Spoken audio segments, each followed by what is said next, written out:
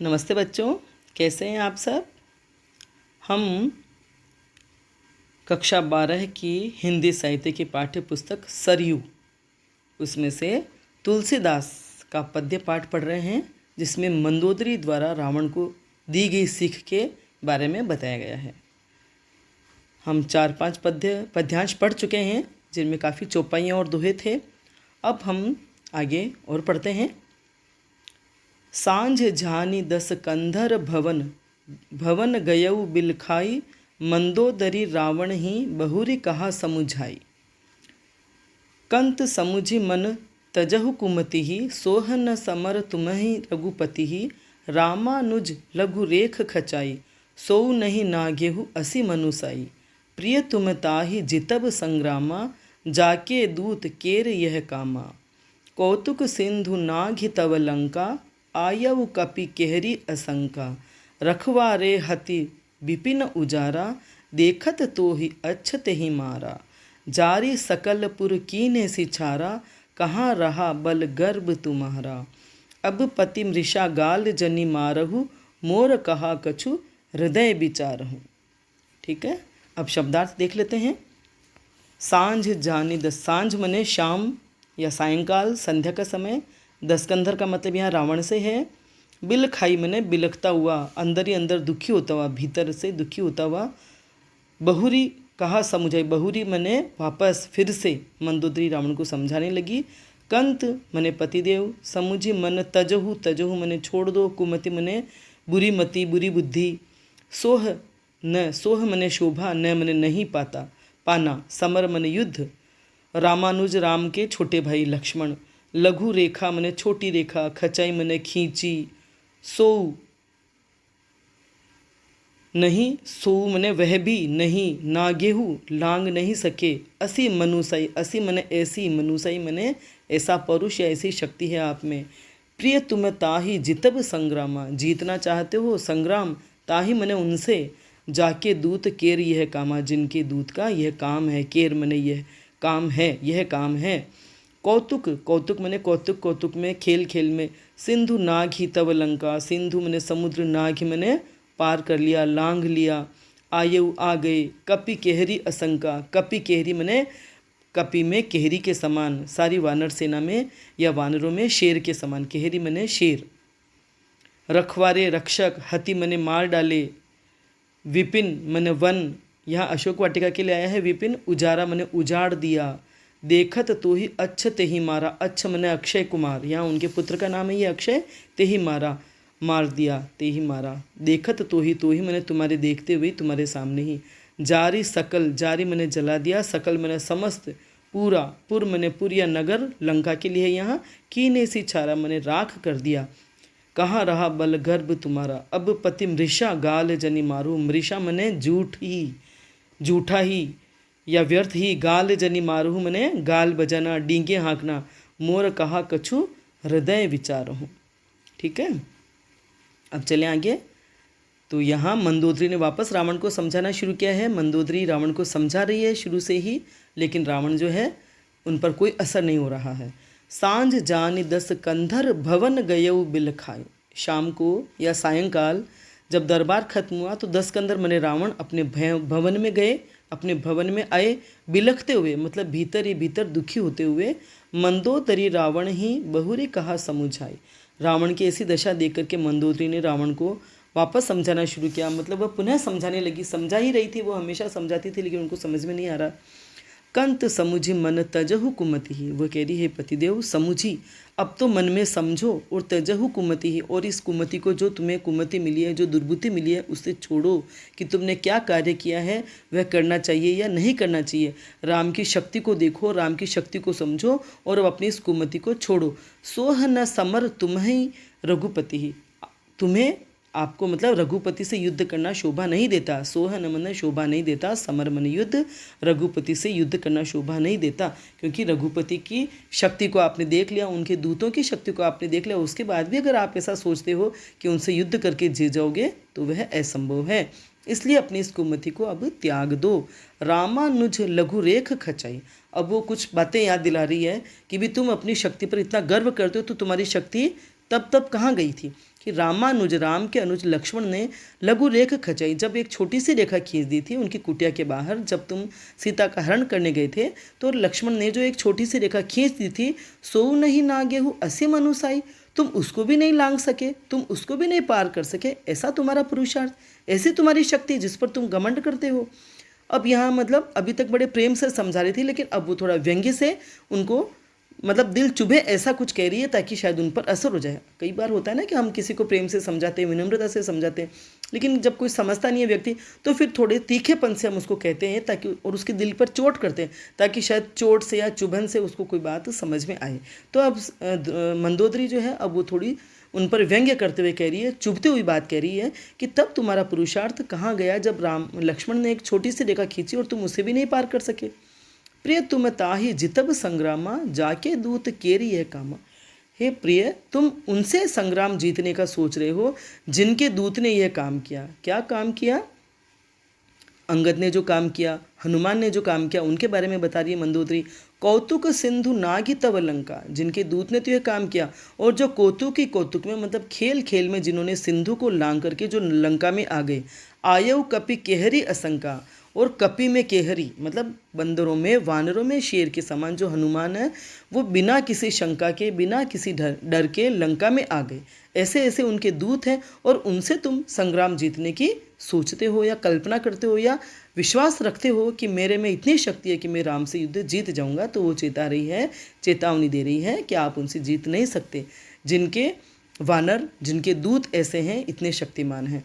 रखवारे हति विपिन उजारा, मतलब वो है जो कपि में केहरी के समान हनुमान बिना किसी शंका के, बिना किसी डर के लंका में आ गया, और आप रखवारों को, रखवारे हति, हति मैंने मार डाला, और विपिन उजारा, विपिन मैंने अशोक वाटिका को उजाड़ दिया। जिस अशोक वाटिका में रावण ने सीता को रखा था, सीता को रखा हुआ था, वहाँ जो रक्षक लगा रखे थे, तो हनुमान ने उन रक्षकों को मार डाला, राक्षसों को मार डाला और उस विपिन को उजाड़ दिया।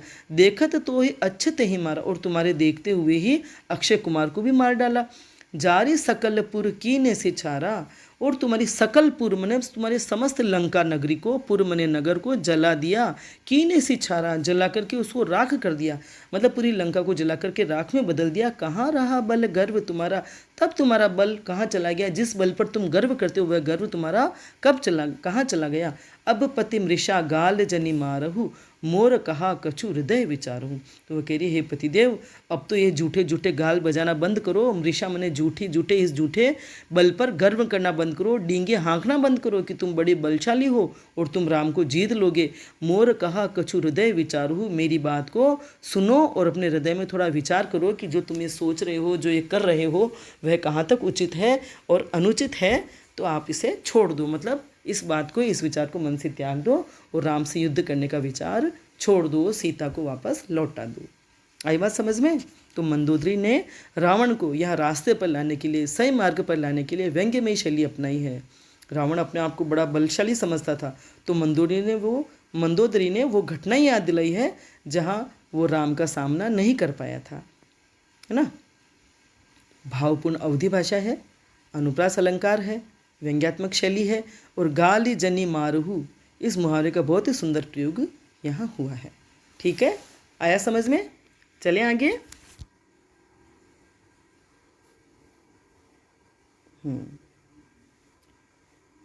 अब पढ़ती हूँ मैं आगे के पद्यांश। जो चौपाइयाँ हैं, चौपाइयाँ और दोहे का प्रयोग हुआ है। आपको दोहा और चौपाई छंद भी अच्छे से समझ लेने चाहिए। मात्राएं गिन करके आप देख लीजिए कि भी हम जो चौपाई और दोहा पढ़ रहे हैं, हम उनको समझ पा रहे हैं कि नहीं समझ पा रहे हैं। ठीक है ना, आगे बढ़ती हूँ मैं। पति रघुपति ही नृपति जनि मानहु, अग जगन्नाथ अतुल बल जानहु। बान प्रताप जान मारीचा, तासु कहा नहीं माने ही नीचा। जनक सभा अगणित भूपाला, रहे तुमऊ बल अतुल बिसाला। भंजी धनुष जानकी बियाही, तब संग्राम जीतेहु किन ताही। सुरपति सुत जानई बल थोरा, राखा जियत आँखि गही फोरा। सुपन खाके गति तुम देखी, तदपि हृदय नहीं लाज विशेषी। बधि बिराध खर दूषण ही, लीला हत्यो कबंध। बाली एक सर मार्यो, ते ही जानहु दस कंध। शब्दार्थ देख लेते हैं पहले। रावण को मंदोदरी समझा ही रही है इसमें भी। पति रघुपति ही नृपति जनि मानहु अग जग मने वही क्या कहते ना, अग जग मने वही चर अचर के नाथ हैं वो। अतुल बल जानहु, अतुल मने जिस बल की तुलना नहीं हो सकती। पति रघुपति ही नृपति जनि मानहु, तुम उन्हें साधारण राजा समझ रहे हो। नृपति मने साधारण राजा। बाण प्रताप जान मारीचा, बाणों का प्रताप, बाणों की शक्ति। जान मारीचा, मारीच भी जान गया था। तासु कहा नहीं मान ही नीचा, लेकिन उसकी बात भी तुमने नहीं मानी। जनक सभा अगणित, अगणित मने अनगिनत। भूपाला मने सम्राट थे, राजा थे। रहे तुम बल अतुल विशाला, अतुल मने जिसकी तुलना नहीं हो सकती, और विशाला मने विशाल। भंजी मने तोड़ना, भंजी मने तोड़ना। धनुष जानकी बियाही मने जानकी से विवाह कर लेते। तब संग्राम, संग्राम मने युद्ध। जीते हु जीत नहीं सके किन ताही। सुरपति सुत जानई बल थोरा, राखा जियत आँख गई फोरा। जियत मने जीवित छोड़ दिया, आँखी मने आँख, गही फोड़ा मने फोड़ दी। गही मने पकड़कर, फोड़ी फोरा मने फोड़ दी। सुपन खाके गति, गति मने उसकी दशा तुमने देखी। तदपि फिर भी हृदय नहीं, हृदय में नहीं लाज विशेषी, कोई विशेष लज्जा तुम्हें महसूस नहीं हुई। बधि बिराध, बधि मने वध कर दिया। बिराध राक्षस का नाम है। खरदूषण ही मतलब भी खरदूषण। लीला मने लीला करी, खेल खेल में हत्यो हत्या की, कबंध की। बाली एक सर मार्यो, सर मने बाण। बाली, बाली जो राजा था, सर मने एक बाण में मार डाला। ते ही जानहु दसकंध, दसकंध का मतलब यहाँ वापस रावण से है। यह भी यही मंदोदरी की रावण को सीख है। रचयिता महाकवि तुलसीदास है। यहाँ पर भी उन्होंने रावण को कुछ घटनाएं याद दिलाई है कि भाई वहाँ तुम्हारा बल, तुम्हारा पराक्रम, तुम्हारा पुरुषार्थ कहाँ चला गया था। पति रघुपति ही नृपति जनि मानहु, अग जगन्नाथ अतुल बल जानहु। वह कह रही, हे पतिदेव, आप रघुपति को साधारण राजा मत समझो, राम को आप नृपति जनि मानो, आप साधारण राजा समझ करके मत सोचो। अग जगन्नाथ, वो चर अचर इस लोक के नाथ हैं। अतुल बल जानो, वो अतुल बलशाली, उनके बल की किसी से तुलना नहीं की जा सकती। और वो चर अचर सारे जगत के नाथ हैं, स्वामी हैं, यह तुम जान लो। बाण प्रताप जान मारीचा, उनके बाणों का क्या प्रताप है, बाणों में क्या शक्ति है, वो मारीच भी जानता था और उसने तुम्हें रोकना चाहा था। लेकिन तासु कहा नहीं माने ही नीचा, लेकिन तुमने उसकी बात भी नहीं मानी और ऐसा निम्न कार्य किया, है ना, सीता के हरण का निम्न कार्य किया। तासु मैंने उसका कहा नहीं माने, तुमने नहीं माना। जनक सभा अगणित भूपाला, अब वो आगे कह रही है कि जनक की सभा में जब सीता का स्वयंवर हो रहा था तब अगणित भूपाला, जो वहाँ अगणित मतलब अनगिनत राजा वहाँ जमा हुए थे। रहे तुम बल अतुल विशाला, तब तुम जो अपने आप को बड़ा विशाल समझते हो, अतुल बलशाली समझते हो। भंजी धनुष जानकी बियाही, तब तुमने धनुष तोड़ करके जानकी से विवाह क्यों नहीं कर लिया। उस स्वयंवर में तुम भी गए थे और अपने आप को जब अतुल बलशाली और विशाल समझते हो तो उस सभा में भंजी मने तोड़कर, धनुष को तोड़ करके जानकी से विवाह क्यों नहीं कर लिया। तब संग्राम जीते हु किनताही, तब राम ने वो स्वयंवर जीता था, तब संग्राम, तब तभी तुम्हें वो उनसे संग्राम करके उनको जीत लेना चाहिए था। तब संग्राम जीते हु किनताही, ताही मतलब तभी तुम्हें, तब मैंने तभी तुम्हें उनसे युद्ध करके ये युद्ध क्यों नहीं जीत लिया। सुरपति सुत जानई बल थोरा, वो अब आगे बता रही और घटना कि सुरपति, सुर मने देवता और पति मने देवताओं के पति या देवताओं के स्वामी, उन इंद्र, सुत मतलब उनका पुत्र जिसका नाम जयंत। यहाँ एक अंतर कथा है ये कि राम का बल जिसने भी कम समझा उसको उसका क्या हश्र हुआ या उनका कैसे अंत हुआ, कैसे विनाश हुआ, वो याद दिला रही है उनको। तो सुरपति सुत मतलब इंद्र के पुत्र जयंत, जानई बल थोरा, उसने भी जैसे राम के बल को कम आंका, कम समझा। राखा जियत आँखी गई फोरा, लेकिन उसको भी राम ने जीवित भले ही छोड़ दिया लेकिन एक आँख फोड़ दी। यहाँ मैं आपको वो अंतर कथा बताना चाहूँगी। जब ये अरण्य कांड में आया है, रामचरितमानस के अरण्य कांड में ये कथा आई है कि एक बार श्री राम ने सुंदर सुंदर फूलों के गहने बना करके सीता को पहनाए। तब ये जो इंद्र का पुत्र जयंत है वो वहाँ आया, उसने राम का बल कम जान करके, मतलब उसने कुछ भी सोचा कि राम का बल नापने के लिए या तोलने के लिए उन्होंने सीता के चरणों में चोंच मारी। तब राम ने एक सरकंडे को बाण धनुष पर चढ़ा करके उसके पीछे छोड़ा। जयंत भागता रहा और वो सरकंडा तीर के रूप में उसका पीछा करता रहा। आखिरकार वो अपने पिता के पास गया, अन्य देवताओं के पास भी गया और रक्षा की गुहार की, लेकिन कोई उनको नहीं बचा पाया। तब नारद के कहने पर वह पुनः राम के पास लौटा और उनसे क्षमा याचना की। तब राम ने उसको जीवित तो छोड़ दिया, लेकिन उस सरकंडे से उसकी आँख फोड़ दी। तो इस प्रकार जयंत का भी ऐसा हाल हुआ। तो आप भी राम की शक्ति को कम मत आंकिए और राम के शक्तिमान समझ करके उनके बल को देखते हुए उनसे युद्ध करने की मत सोचिए। ऐसा वो मंदोदरी रावण को समझा रही है। शूर्पणखा के गति तुम देखी, तुमने शूर्पणखा की भी गति देख ली, शूर्पणखा की भी दशा देख ली कि उनके छोटे भाई ने उसके नाक कान भी काट लिए। तदपि हृदय नहीं लाज विशेषी, तब भी तुम्हारे हृदय में कोई लज्जा नहीं आती कि मैं क्या काम करने जा रहा हूँ या मैं क्या काम कर रहा हूँ। मतलब अब तो तुम्हें लज्जित होना चाहिए कि तुम्हारी बहन की भी ये दुर्दशा हुई। बधि बिराद खर दूषण ही, उन्होंने वध किया किसका? बिराद नामक राक्षस का किया, खर दूषण का वध किया। लीला हत्यो कबंध, और लीला ही लीला में खेल ही खेल में उन्होंने कबंध की भी हत्या कर दी, कबंध का भी वध कर दिया। बाली एक सर मार्यो, और बाली जो इतना बलशाली राजा था उसको भी एक बाण में मार गिराया। ते ही जानहु दसकंद, ऐसे राम को कुछ तो तुम समझो, कुछ तो जानो हे दसकंद, हे रावण, ऐसे राम के बल को, पराक्रम को तुम समझो, जानो, आंको और युद्ध की उनसे इच्छा छोड़ दो, उनसे युद्ध मत करो। आई बात समझ में? तो इस तरह तरह से मंदोदरी रावण को समझाने का प्रयास कर रही है, लेकिन रावण जो है मानने को तैयार ही नहीं है। तो कुछ पुराने प्रसंग बता करके रावण को वो राम की शक्ति का एहसास करा रही है। ठीक है, बहुत ही प्रभावपूर्ण साहित्यक अवधि भाषा है, प्रभावपूर्ण, इसलिए कह सकते कि हम आराम से इसको पढ़ पा रहे हैं और आराम से इसका अर्थ भी समझ पा रहे हैं। अनुप्रास अलंकार है। ठीक है, बल अतुल बिसाला, सुरपति सुत जानई बल थोरा, राखा जियत आँख गही फोरा। तो इस प्रकार स्थान स्थान पर अनुप्रास अलंकार की छटा नजर आ रही है। ठीक है, चलें आगे। जहीं जलनाथ बंधा यऊ हेला, उतरे प्रभु दल सहित सुबेला, कारुणिक दिनकर कुल केतु, दूत पठायऊ तव हित हेतु, सभा माझ जहीं तव बल मथा, करि बरुथ महु मृगपति जथा, अंगद हनुमत अनुचर जाके, रण बांकुरे वीर अति बांके, तेहि कहे पिय पुनि पुनि नर कहहु, मुधा मान ममता मद बहहु, अहह कंत कृत राम विरोधा, काल बिबस मन उपज न बोधा, काल दंड गही काहू न मारा, हरई धर्म बल बुद्धि विचारा, निकट काल जही आवत साई, तेहि भ्रम होई तुम्हारी ही नाई, दुई सुत मरे देहुपुर, अजहु पूर पिय देहु, कृपा सिंधु रघुनाथ भजी, नाथ बिमल जसु लेहु।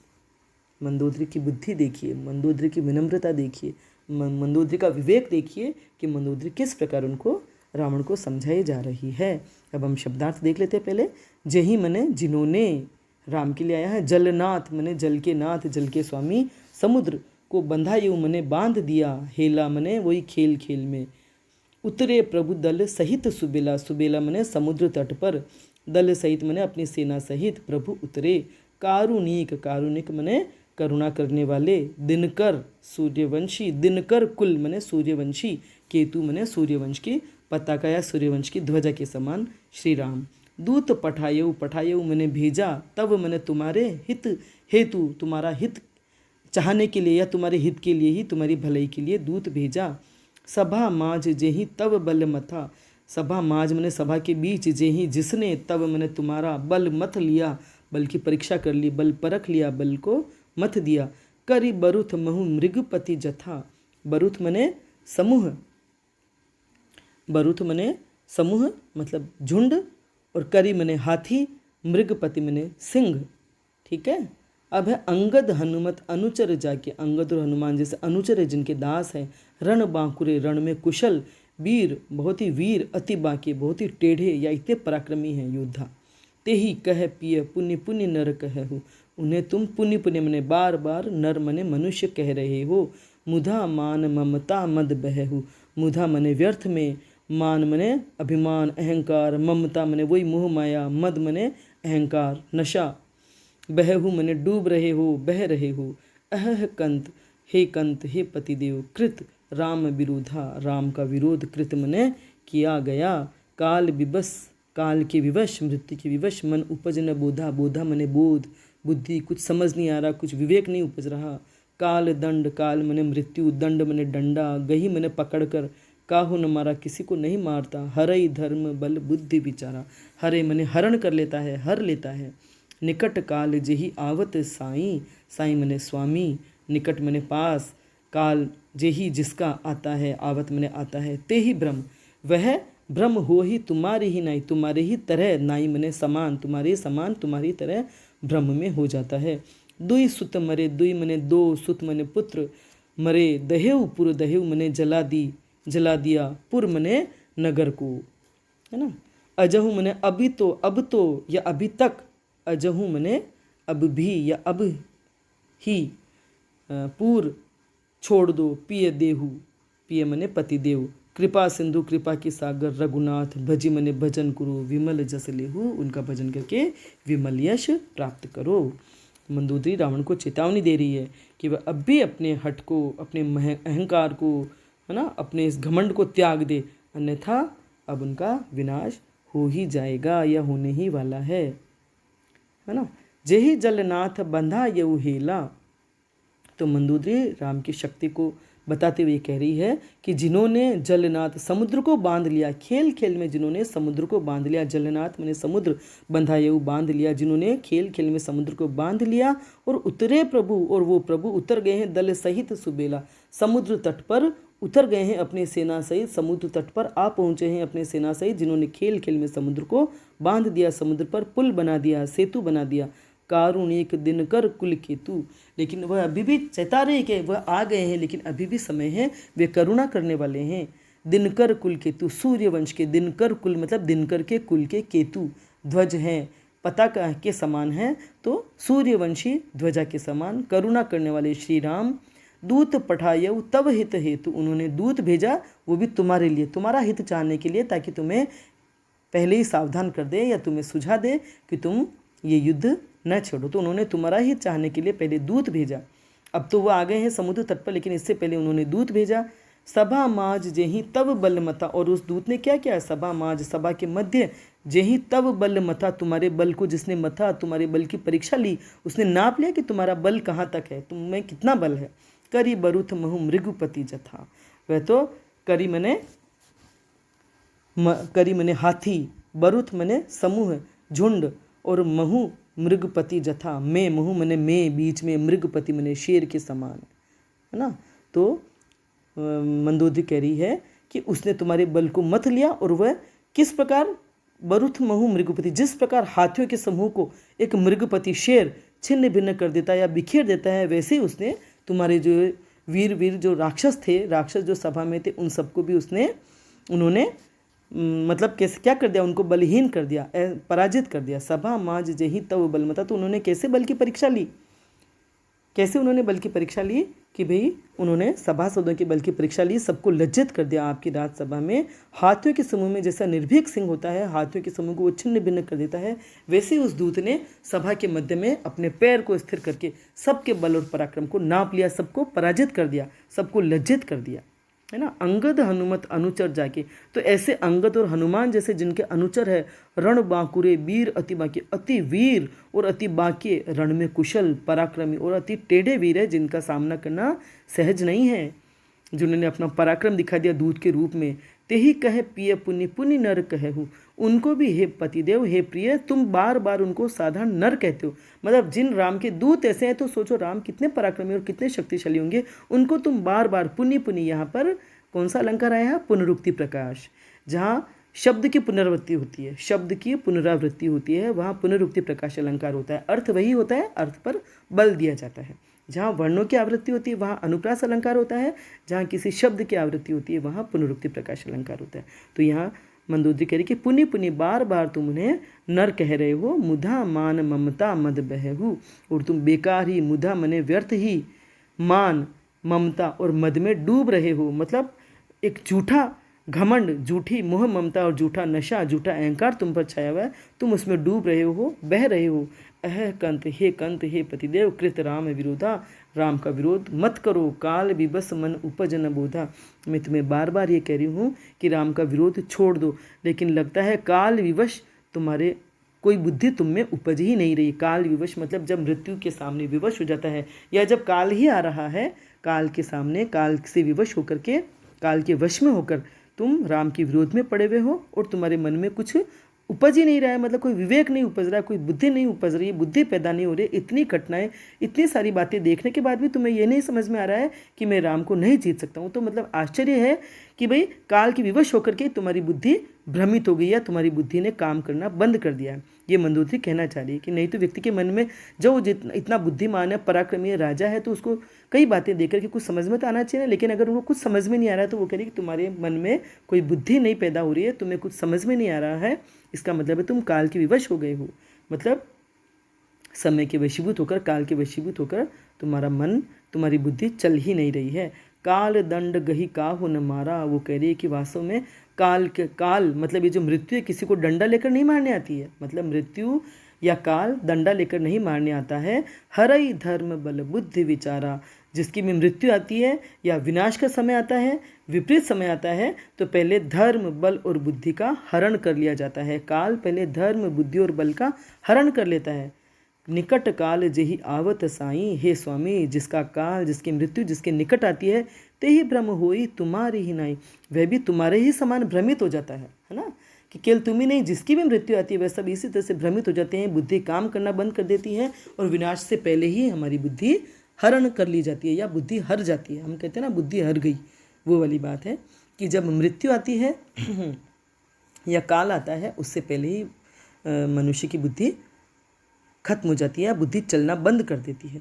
आगे वो कह रही हैं, दुई सुत मरे, दोनों पुत्र तुम्हारे मार डाले गए, दहेवपुर और पूरी लंकापुर मने इस नगरी को, दहेव मने जला दिया गया, अजहुपुर पिय देहु, अब तो हे पतिदेव, हे प्रियतम, अब तो इस हट को छोड़ दो, पुर मने छोड़ दो, त्याग दो, अब तो इस हट को छोड़ दो कि तुम राम से युद्ध करके जीत जाओगे। तुम्हारे 2 पुत्र मारे गए। कृपा सिंधु रघुनाथ बजी, वो कृपा के सिंधु है, कृपा के सागर हैं, तुम पर कृपा करेंगे, इसे रघुनाथ का भजन करो। नाथ विमल जस लेहु, तो उनका भजन करके ही तुम पवित्र यश प्राप्त कर सकते हो, अन्यथा विनाश को प्राप्त होना पड़ेगा। आई बात समझ में? तो ये बुद्धिमती मंदोदरी राम और उनके दूतों का उदाहरण देकर के रावण को समझाने की कोशिश कर रही है। 2 पुत्रों की मृत्यु भी याद दिला रही है, लंका दहन की बात याद दिला रही है और कह रही है कि अब तो शक्ति का अनुमान लगा दो। इतनी घटनाएं देखने के बाद भी अगर तुम्हारा विवेक जागृत नहीं हो रहा है तो इसका मतलब यही है कि काल के सामने विवश हो गए हो। भाषा साहित्यिक अवधि है, कथन की शैली प्रबोधात्मक है, व्यंग्यात्मक है, चौपाई और दोहे का सफल प्रयोग है। ठीक है। और अनुप्रास अलंकार तो हर जगह बिखरा पड़ा है ही। काल दंड। ठीक है, समझ में आ गया? आज बस इतना ही। धन्यवाद।